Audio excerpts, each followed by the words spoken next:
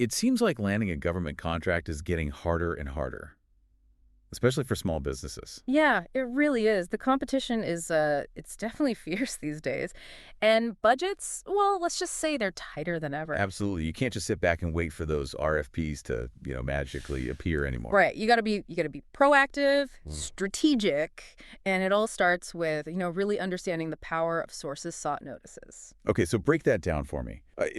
We know a sources sought notice doesn't guarantee a contract. Right. But why are they suddenly so crucial, especially in this current climate? It's like, think of it as your first impression. It's a chance to get on the government's radar before the real competition heats up. Let's see.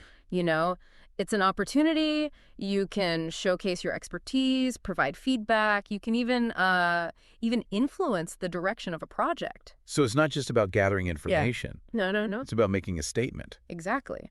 Especially now, funding's shrinking. New players are entering the game every day. Yeah. A well-crafted response to a sources sought notice, that could be a game changer, especially for those small businesses. All right, I like where this is going. So let's dive into a specific example, shall we? Sure. Today we're looking at a sources sought notice that was issued by the Defense Media Activity, Okay. the DMA, Yeah. for a project called Web Enterprise Business Support Services. Big one. This is a big one. We're talking supporting the entire public-facing web presence of the Department of Defense, thousands of websites across every branch of the military. High stakes indeed. So set the stage for our listeners. Who is the DMA and why should we care about this project? Sure. So the DMA, essentially, they're the Pentagon's communication hub. Okay. They're responsible for informing the troops, their families, and the public about everything the DoD does. News, information, entertainment, educational resources, the whole 9 yards. They're the storytellers of the military. Yeah, you could say that. And they need a pretty powerful platform to reach that global audience. Exactly. And that's where the sources sought notice comes in. They're looking to completely overhaul their current system. Okay. WEB.mil. It powers all those public-facing DoD websites. I see. And they're not messing around. They want a turnkey solution. Uh-huh. The whole package. Why? The urgency. Well, the current system's being phased out in 2027. Wow. So, they're on a very tight timeline. They got to move fast, and they need to find the right partner to build this modern, robust, and secure platform for the future. All right. So the clock is ticking. Let's break down what they're asking for. What are some of the key needs that are outlined in the notice? Sure. One of the biggest ones is cloud migration. Okay. They're really looking to leverage the power of the cloud, potentially using platforms like Adobe Experience Manager, Azure, Akamai, AWS, and DIS's cloud. So we're talking about a pretty massive shift in their digital infrastructure. What kind of experience are they expecting from those potential bidders? Right. So they're asking for companies with at least 5 years of experience in cloud migration and a proven track record of, handling IT contracts worth at least $30 million that involve setting up a cloud architecture. Okay, so that sounds like a pretty high bar to clear. Yeah. Especially for small businesses. Yeah. Is this even a realistic opportunity? Oh, absolutely. This is where strategic partnerships and a focus on niche expertise become crucial. Okay. Smaller businesses, they may not have the capacity to handle every aspect of a project this size. Right. But they can excel in specific areas like cybersecurity or maybe training development. So it's about, finding your lane, demonstrating how your unique strengths can contribute to the bigger picture. Exactly. And this is also a chance for small businesses to advocate for themselves. The government wants to see, they want to see that small businesses can deliver on these kinds of complex projects. A strong response to this. Sources sought. That can encourage them to set aside portions of the contract specifically for small businesses. That's a good point. Yeah. It's about proving that small businesses aren't just participants. Right. They're essential players in the government contracting landscape. Absolutely. Now, beyond cloud migration, the DMA is also looking for a robust global content delivery network. Okay. A GCDN. And this is vital for ensuring that those thousands of websites, they load quickly, reliably, no matter where you are in the world. So picture this. Soldier stationed at a remote outpost needs to access some critical information on a DoD website. A GCDN ensures that website loads instantly, no matter where they are. And that's not just about convenience. It's about operational readiness. Exactly. And you know what? The DMA, they're not compromising on performance. They're demanding like 99.999% uptime. Wow. That's less than 5 minutes of downtime per year. That is an incredibly high bar. Yeah. What kind of infrastructure and expertise can even achieve that level of reliability? Well, it requires a pretty sophisticated setup with multiple layers of redundancy, fail-safes. But for small businesses, this doesn't mean you need to have built this exact infrastructure before. Right. It's about showcasing your experience with high availability environments, disaster recovery plans, a deep understanding of security best practices, those kinds of things. So it's about demonstrating that you are reliable, even if you haven't tackled a project of this exact scale before. You got it. And it's another chance to highlight those niche areas where small businesses often excel, like maybe you have a proven track record in cybersecurity for cloud-based systems. That's valuable expertise that the DMA needs. Right. It's about finding your place in this complex puzzle and showing how your piece fits perfectly. We've talked about cloud migration, content delivery. Yeah. This project goes way beyond that. Good. What other key areas should our listeners be aware of? So many.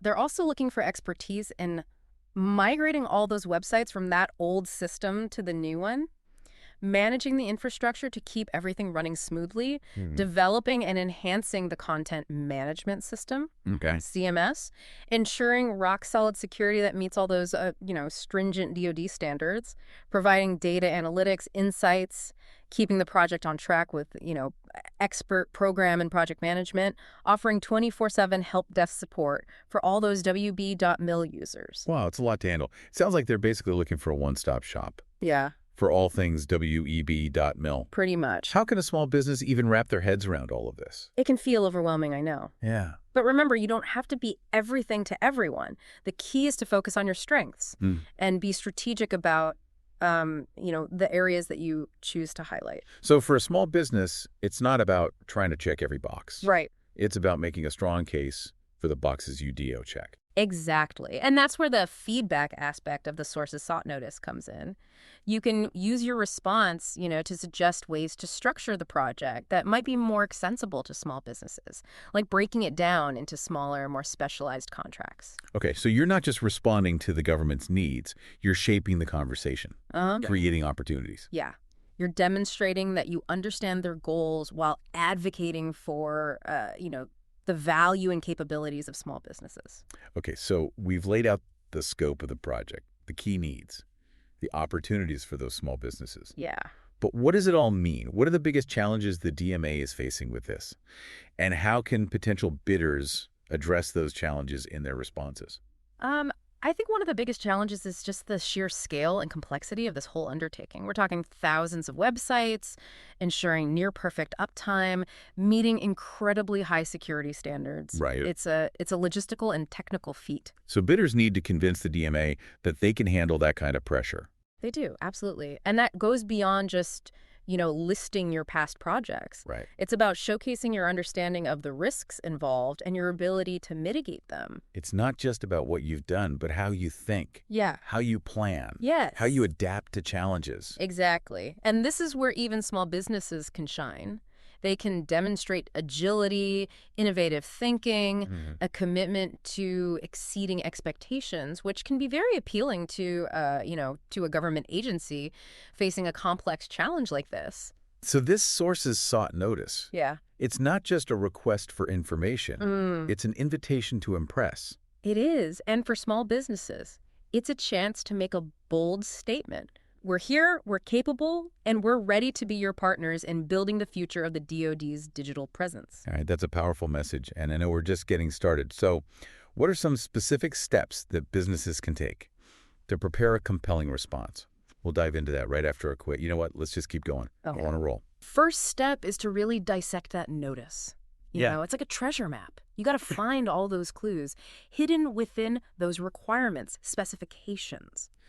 So we're putting on our detective hats here. Yeah. What kind of clues should we be looking for? Look for hints about the DMA's priorities. Okay. Pain points, their vision for the future. Pay attention to the language they use, specific technologies, deadlines, any budget constraints they highlight. And remember, this is a two-way street. Right. You mentioned earlier the feedback. Yeah. How can potential bidders use their responses to maybe shape the conversation a bit? Yeah. And potentially create opportunities for themselves? Don't be afraid to offer suggestions. You see an aspect of the project that could be structured differently Okay. to benefit small businesses. Okay. Point it out. Maybe suggest breaking it down into smaller, more specialized contracts.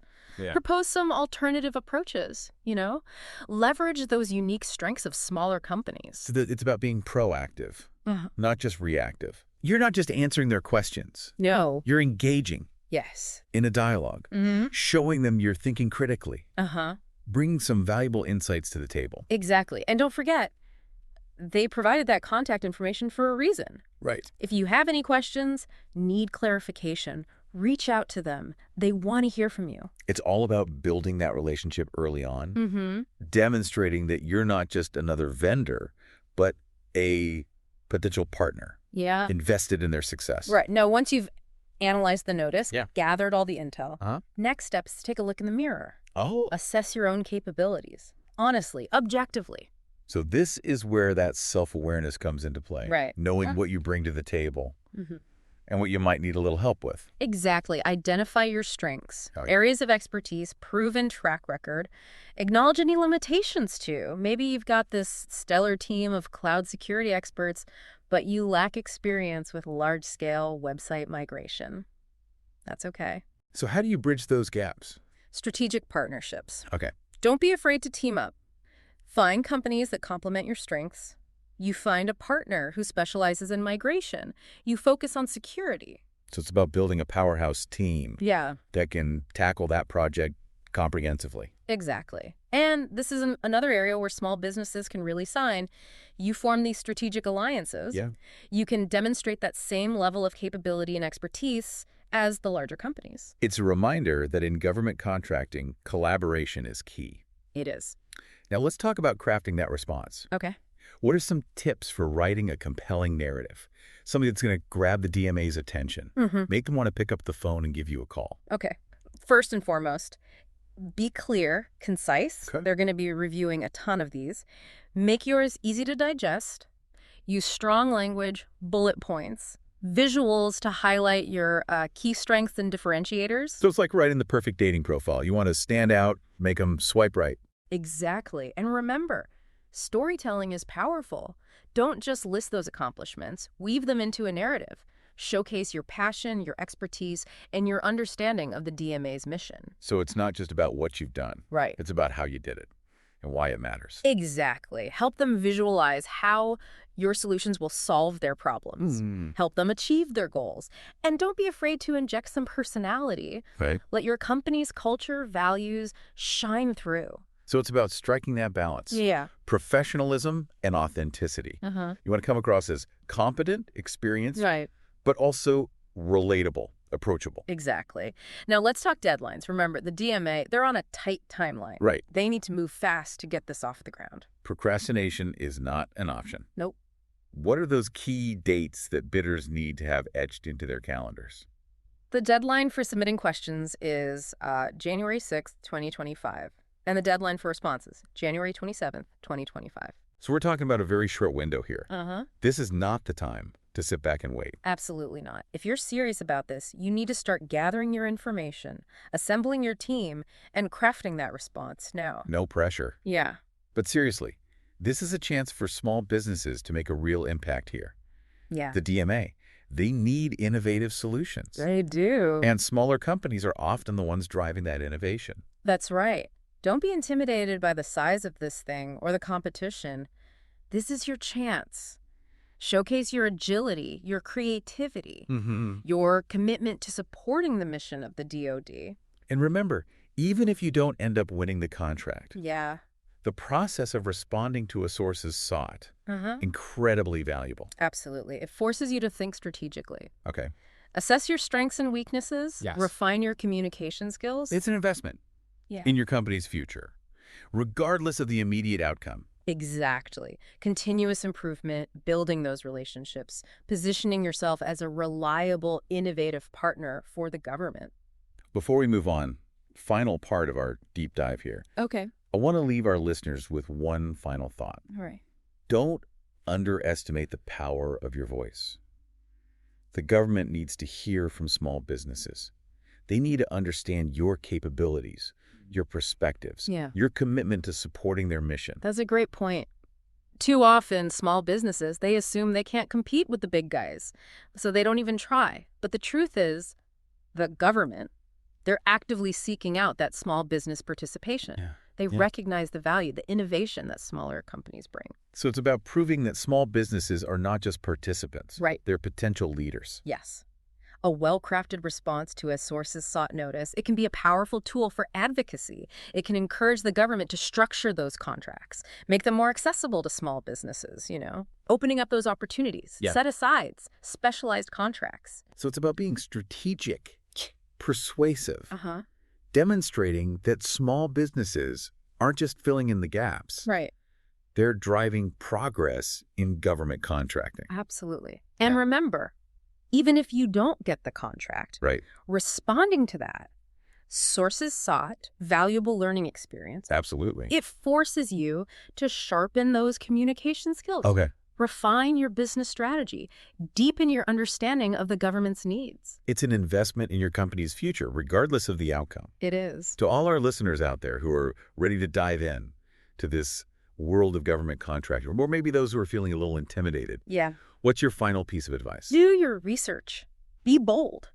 Make your voice heard. The government needs your expertise, your innovation, and your commitment to supporting their mission. Don't underestimate the power of your ideas and your ability to make a difference. That's a great message to end on. The future of government contracting, it's collaborative, it's innovative, and it includes you. It does. So keep learning, keep growing, and keep pushing the boundaries of what's possible. We've talked a lot about the DMA and their specific needs, but I want to zoom out for a sec. Think bigger picture. Responding to these sources sought notices, it's not really optional anymore, is it? Not really. The landscape's changing, budgets are shrinking, competition's getting tougher. The whole way the government approaches this stuff is evolving. Sources sought, they're not just about information gathering anymore. It's about early engagement, shaping the conversation, making your company stand out. And for small businesses, that's even more crucial, right? Oh, for sure. It's their chance to challenge that perception that only those big companies can handle these complex government projects. Right. The government's starting to realize the value that small businesses bring, that agility. They want to see innovation, creativity, a fresh perspective. And that's often what smaller companies are all about. Exactly. A really well-crafted response to a sources sought. That can be like this powerful advocacy tool. Encourage the government to structure contracts in a way that's better for small businesses. So it's about being strategic, persuasive, showing them that small businesses aren't just filling gaps, they're driving progress. Yeah, that's it. And even if you don't end up winning the contract, just going through that process of responding, that's a valuable experience. Oh, absolutely. It forces you to think strategically, to figure out your strengths, your weaknesses, how to communicate better, all that good stuff. It's like an investment in your company's future. Doesn't matter what the outcome is right now. Exactly. Continuous improvement. You're building relationships, Positioning yourself as a reliable, innovative partner makes a difference. So for all our listeners, the ones who are ready to jump in, the ones who might be a little intimidated, what's your final piece of advice? Do your research. Be bold. Don't be afraid to, make your voice heard. The government needs you. They need your expertise, your innovation. They need your commitment. Don't underestimate yourself. I love that. Don't underestimate yourself. Don't underestimate the power of your ideas, your ability to make a real difference. The future of government contracting. It's collaborative, it's innovative, and it includes you. Couldn't have said it better myself. Keep learning, keep growing, keep pushing those boundaries, see what you can do. Well, that about wraps up our deep dive into the DMA and their Web Enterprise Business Support Services, sources sought. Hope everyone found this helpful, got you thinking. Me too. We'll be back soon with another deep dive, exploring some other corner of the government contracting world. Until then, stay curious, stay informed, and keep aiming for the stars. And we'll be here to help you along the way.